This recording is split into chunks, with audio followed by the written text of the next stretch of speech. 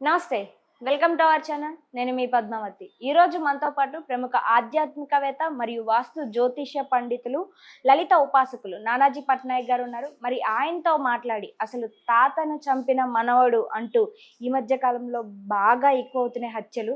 అసలు ఇంతవరకు ఒకరినొకరు చంపుకోవడమే అంటే మనం బయట ఎక్కడో చూస్తుంటాం. కానీ ఒక కుటుంబంలో వాళ్ళ ఆస్తుల కోసం చంపుకోవడం అనేది నిజంగా ఇది చర్చనీయాంశమైనదే. మరి గురువుగారితో మాట్లాడి ఇది ఏ విధంగా అసలు ప్రభావితం చూపిస్తుంది? ఈ గ్రహాల అనుకూలాలు కూడా ఏమైనా ఉంటాయా దీంట్లో అనే దాని గురించి కూడా చర్చిద్దాం. అండ్ ఈ వీడియోని మీరు కూడా తప్పకుండా చూసేయండి. నమస్కారం గురువుగారు. శ్రీమాత్రే నమః. గురువుగారు మీరు వినే ఉంటారు. మొన్న గురువారం ఏదైతే జరిగిందో తాతను చంపిన మనవడు అనేసి. యాహ్! అయితే నార్మల్‌గా చంపడం ఆస్తి కోసం చంపడమే అనేది ఒక ఎత్తయితే కత్తితోని 73 సార్లు అతి కిరాతకంగా పొడిచి చంపారు. దాంతో పాటుగా ఆపడానికి వచ్చిన తల్లిని కూడా ఒక 4, 5 సార్లు పొడిచారు. ఇప్పుడు ఆమె క్రిటికల్ సిట్యుయేషన్‌లో ఉంది. హాస్పిటల్‌లో ట్రీట్మెంట్ తీసుకుంటుంది. అసలు ఇదంతా చూస్తుంటే వినాశకాల విపరీత బుద్ధి అని అంటారు కదా! సో, ఇది ఏ విధంగా దారి చూస్తుంది? ఇంక మరీ ముఖ్యంగా ఇప్పుడు చూసుకుంటే ప్రస్తుతం రానున్న సిట్యుయేషన్‌లో ఎలా ఇంకా ఎటువంటివి మనం చూడొచ్చంటారు? యాహ్! ఇప్పుడేంటంటే అమ్మా, ఇక్కడ మనం హ్మ్. 3 విధాలుగా ఈ విషయాన్ని అర్థం చేసుకోవాలి. హ్మ్. ఒకటి, అసలు అది అప్పటికప్పుడు అలా తయారైన వ్యక్తా? చిన్నప్పటి నుంచి ఒక స్టేజ్ నుంచి అలా తయారవుతూ ఆ స్టేజ్‌కి చేరుకున్నాడా? హ్మ్. ఇప్పుడు చాలామంది పిల్లల్ని కోప్పడకూడదు అని అంటూ ఉంటారు. కానీ చిన్నప్పుడు గనక వాళ్ళు ఏదైనా అల్లరి పని చేసింటే కొంచెం గట్టిగా చెప్పగలగాలి.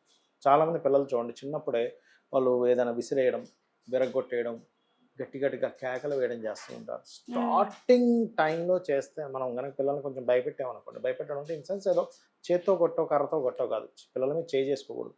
కాకపోతే మనం చెప్పడం, మీరు అంటే నువ్వు ఇట్లా అరవకూడదు అని చాలా శాంతంగా చెప్పాలి. ఎందుకంటే మొక్కై వంగనిది మానేయ కుంగదంటారు. హ్మ్. సామెత ఉంది దానికి. ఇక్కడ ఏమవుతుంటుందంటే కొంతమంది పిల్లల్లో కుజుడు యొక్క ప్రభావం నెగెటివ్‌గా ఉంటుంది. నెగెటివ్‌గా ఉన్నప్పుడు చాలా యారోగెన్స్‌గా తయారవుతారు. ఆ నెగెటివ్‌గా ఉండడం ఒకటే కాకుండా 12థ్ హౌస్ గనక పాపగ్రహ సంబంధాలు ఎక్కువగా ఉండి, అడిక్షన్స్‌కి గనక ఉంటాయి. ఇప్పుడు ఆ జరిగినటువంటి కేస్ కూడా ఏంటంటే అతను అవును. ఎక్కువ అడిక్షన్స్ అయిపోయినప్పుడు తాతకి, మనవడికి ఉన్నటువంటి bonding is most lovable bonding. ఇక్కడ తల్లికి, బిడ్డకి ఉండేటువంటిది కూడా. అక్కడేంటి, తాతగారికేమో 73 పోట్లు పొడిచాడు ఆ మత్తులో. హ్మ్. ఈ తల్లిగారినేమో 12 పోట్లు పొడిచాడు హ్మ్. అడ్డంగా వచ్చిందని. సో, అంటే ఏమిటి అక్కడ, నువ్వు ఒక మాదక ద్రవ్యాలు తీసుకున్నావో, లేకపోతే ఇంకో దేనికో అడిక్షన్ అయినప్పుడు నువ్వేం హ్మ్. చేస్తున్నావో నీకు తెలియట్లే. ఎవరి మీద నువ్వు కత్తి తీసుకొని వెళ్తున్నావు, ఏమిటి అనేటువంటిది. అక్కడ ఎటువంటి సిట్యుయేషన్‌లో జరిగిందది అని చెప్పి చూసుకున్నట్లయితే పర్టిక్యులర్‌గా మీకు ఆ అబ్బాయికి ఇవ్వవలసినటువంటి పోస్ట్ ఏదైతే ఉందో, ఎందుకంటే అతను పెద్ద పారిశ్రామికవేత్త. వాళ్ళ కంపెనీలో హ్మ్. ఇచ్చేటువంటి పోస్ట్ ఏదో సీఈఓ ఇట్లాంటివి ఏవైతే పెద్ద పోస్టులు ఉంటాయో అతనికి ఇవ్వలేదనేటువంటి కోపం ఒకటి, హ్మ్. ఆయనకున్నటువంటి అడిక్షన్ ఒకటి, ఇక్కడ 2 తోడయ్యాయి. అదేంటంటే ఒక రకమైనటువంటి అంటే కొంతమందికి చూడండి, అయ్యో నాకిది రాలేదు, ఒక ఇగో ఇదవుద్దంటారు చూసారా? హ్మ్. అవును. అలా అయ్యి ఇగో సాటిస్ఫాక్షన్ కోసం అవతల వాళ్ళ మీద దాడి చేసేస్తాడు.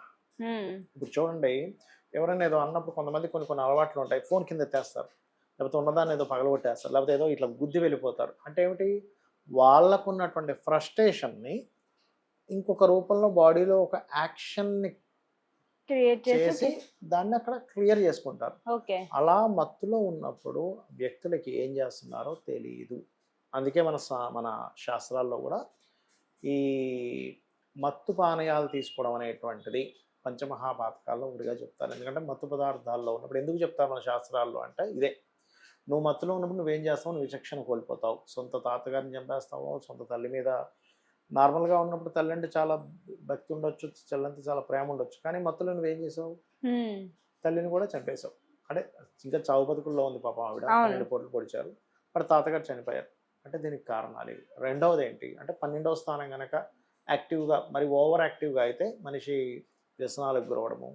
ఆహ్, దీనిలో మళ్ళీ బంధన యోగము అంటారు. అంటే జైలుకి వెళ్ళే యోగాలున్నప్పుడు ఇట్లా జరుగుతాయి. ఇలాంటివన్నీ మనం చిన్నతనంలోని జాతచక్రంలో కొంచెం ఎక్కువగా మొండిగా ప్రవర్తిస్తున్నారో మనకు అర్థమైనప్పుడు కుజుడు, శని, రాహువు, 12థ్ హౌస్, 6థ్ హౌస్, ఈ గ్రహాల యొక్క స్థితి ఎలా ఉందో చూసుకోవాలి. హ్మ్. ఇది ఏమాత్రం బాలేదు అన్నప్పుడు దీనికి సంబంధించినటువంటి రెమెడీస్ చేస్తూ ఉండాలి. అంటే దానం ఇవ్వడము, లేకపోతే ఆహ్, దానికి సంబంధించిన దేవత ఆరాధన, గోశాలకు పిల్లలను తీసుకెళ్ళి కాస్త బెల్లము మరియు అదేవిధంగా క్యారెట్స్ ఇట్లాంటివి తినిపించడం ఇవి చేస్తూ ఉండాలి. ఇవి కనుక చేస్తూ ఉంటే ఏమవుతుందంటే అప్పుడు వాళ్ళకి దాని యొక్క ప్రభావం తగ్గుతుంది. చిన్నప్పటి నుంచి రామాయణ మహాభారతాలు లాంటివి, ధర్మం అంటే ఏంటి, ఎవరి మీద మనం అగ్రెసివ్ చూపించాలి, ఎవరి పట్ల మనం వినయంగా ఉండాలనేటువంటి చిన్నప్పటి నుంచి చెప్తేనే పిల్లలకి తెలుస్తుంది. ఇప్పుడు సడన్గా ఒక 20 ఏళ్ళ వయసు వచ్చిన తర్వాత అప్పుడు చెప్తానంటే పిల్లడు వినడు. ఓకే, ఇది మెయిన్. అయితే వాస్తుపరంగా కూడా నైరుతి దోషం ఉంటే కూడా ఇలాంటివి జరుగుతాయి. నైరుతి కనుక పెరగడం తరగడం జరుగుతాయి కూడా ఇళ్లలో ఒకరి మీద ఒకరు గొడవలు పెట్టుకొని యాక్సిడెంటల్ రూపంలోనో లేకపోతే ఇట్లా విద్వేషాలతో గురయ్యో జరుగుతూ ఉంటుంది. ఇది మెయిన్ కారణం. మరి దీన్ని ఎలా తొలగించుకోవచ్చు అంటారు? అంటే ఇప్పుడు వాస్తుపరంగా సెట్ చేసుకోవడమే, దాన్ని స్ట్రైట్ చేసుకోవడము. తగ్గితేనేమో దాన్ని కొంచెం కొన్ని టెక్నిక్స్ ఉంటాయి, కలర్ టెక్నిక్స్ అంటారు. కలర్ టెక్నిక్స్ ద్వారా దాన్ని సెట్ చేసుకోవడము. అదేవిధంగా అది పెరిగిందా తరిగిందా, ఎక్కువ పెరుగుతుందా కట్ చేయడము, అక్కడ వరకు స్థలాన్ని, ఇట్లాంటివి చేయాలి ప్రధానంగా. దీని ద్వారా మనం దాని యొక్క ప్రభావాన్ని తగ్గించుకోవచ్చు. కానీ నేను ఒకటే చెప్తాను, పిల్లలు ఎప్పుడూ కూడా పిల్లల్ని చేసుకోకూడదు, దానిలో ఎటువంటి డౌట్ లేదు. కానీ వీలైనంత మట్టుకు చిన్నప్పటి నుంచి కొంచెం ప్రశాంతమైన వాతావరణంలో మనం పెరిగేలా చేయాలి. మావాడు హీరోలా తడగొడుతున్నాడు, మావాడు అది అంటున్నాడు. కొంతమంది వీడియోలు పెడుతుంటారు యూట్యూబ్లో, పెద్ద పెద్ద కేకలేస్తున్న పాపను తీసుకొచ్చి వీడియోలో పెడతారు. అది వాళ్ళు ఏమనుకుంటారంటే అదేదో గొప్పగా అనుకుంటారు పిల్లలు. అంతేగాని అదే అలవాటు పెద్ద అయిన తర్వాత అయిందంటే ఇంట్లో వాళ్ళని లెక్క చేయరు. ఇంట్లో వాళ్ళ మీద ఎప్పుడైతే భయం లేదో వాళ్ళ మాదక ద్రవ్యాలకి ఇట్లాంటి వాటికి అలవాటు పడతారు. భయం ఉంటేనే కదా. అవును. సో ఇక్కడ ఏంటంటే గౌరవము భయము ఉండేలా పెంచాలి. అలాని ప్రేమలు లేకుండా కాదు. ఇక్కడ జరుగుతున్న విషయం ఏంటంటే సొసైటీలో గారాభమే మనిషి యొక్క పతనానికి దారితీస్తుంది. ఇంట్లో వాళ్ళు గారాభంగా కొంతమంది పెంచినా పెంచకపోయినా వాళ్ళ గ్రహస్థితులు ఈ రకంగా ప్రభావితం చేస్తాయి. కాబట్టి ఈ రకమైనటువంటి ముఖ్యంగా పిల్లల్ని నిత్యదేవతారాధన చేయించడము, హయగ్రీవ స్తోత్రం అంటారు. చిన్నప్పటి నుంచే జ్ఞానానందమయం దేవం నిర్మల స్ఫటికాకృతిం ఆధారం సర్వ విద్యానాం హయగ్రీవం ఉపాస్మహేన నామస్మరణంగా పిల్లలందరికీ కనుక రోజు ఒక 10 నిమిషాలు చేయమని చెప్తే వాళ్ళకి ఒక ఫస్ట్ క్లారిటీ ఆఫ్ మైండ్ వస్తుంది. అంటే నేను ఏం చేస్తున్నాను, నేను ఎక్కడ ఎట్లా ప్రవర్తిస్తున్నాను, ఎందుకు ఇలా ప్రవర్తిస్తున్నాను, నేను ఎందుకు కోపడాల్సిన అవసరం ఏముంది, క్లారిటీ వస్తుంది. వాళ్ళ విచక్షణాజ్ఞ అనేటువంటిది పెరుగుతుంది వారికి. ఎప్పుడైతే విచక్షణ పెరిగిందో ఇట్లాంటి వాటికి దారి తీయదు. సార్ ఇంకొకటి ఇక్కడ లాస్ట్ అండ్ ఫైనల్ గా నాకున్న డౌట్ ఏంటంటే ప్రతి మనిషిలోనూ కోపం ఉంటుంది. సో ఆ కోపాన్ని అధిగమించడానికి, దాన్ని కంట్రోల్ చేసుకోవడానికి ఏదైనా చక్కటి రెమెడీ, ఎప్పుడు కూడా తన్ని ఏదైనా రెమెడీ ఇస్తే దాన్ని తన పక్కనే పెట్టుకుంటూ తనతోనే ఉంచుకుంటూ కోపం వచ్చినప్పుడల్లా దాన్ని కంట్రోల్ చేసుకోవడానికి ఉండే విధంగా ఏదైనా ఉందంటారా శాస్త్రం ప్రకారం? 100% ఉంది. నేను దీనికి ఫస్ట్ రెమెడీ కంటే ఫస్ట్ అసలు కోపము ఎందుకు వస్తుంది అన్న దాని మీద మీరు అనాలిసిస్ చేసుకోవాలి. ఇప్పుడు కూడా ఏ వ్యక్తికైనా కోపం ఎందుకు వస్తుంది అంటే ఆ వ్యక్తి చెప్పింది అవతల వాళ్ళు చేయకపోవడం వల్ల, లేకపోతే అతను అనుకున్నది, అతను కావచ్చు ఆమె కావచ్చు, అనుకున్నది జరగకపోవడం వల్ల. మీరు ఒక్కసారి ప్రపంచాన్ని, మీ చుట్టూ ఉండేటువంటి సరౌండింగ్స్ని, మీ జీవితాన్ని ఒకసారి అర్థం చేసుకోవడం ట్రై చేయండి. జీవితంలో ఎవ్వరికి కూడా వాళ్ళు చెప్పింది యాజ్ ఇట్ ఈస్గా అవతల వాళ్ళు చేయాలని రూల్ లేదు. ఉందా చెప్పండి? లేదు. యాజ్ ఇట్ ఈస్గా ఎందుకు చేయాలని రూల్ లేదంటే అవతల వాళ్ళకి యాజ్ ఇట్ ఈస్గా అర్థం కాకపోవచ్చు. ఇలా చెయ్యు అన్నప్పుడు సేమ్ యాజ్ ఇట్ ఈస్ అలాగే అర్థం కావాలని రూల్ లేదు మీరు చెప్పింది ఒకటి. ఇంకొకటి అంత అంత స్టామినా లేకపోవచ్చు, వాళ్ళు చేసేంత స్టామినా లేకపోవచ్చు.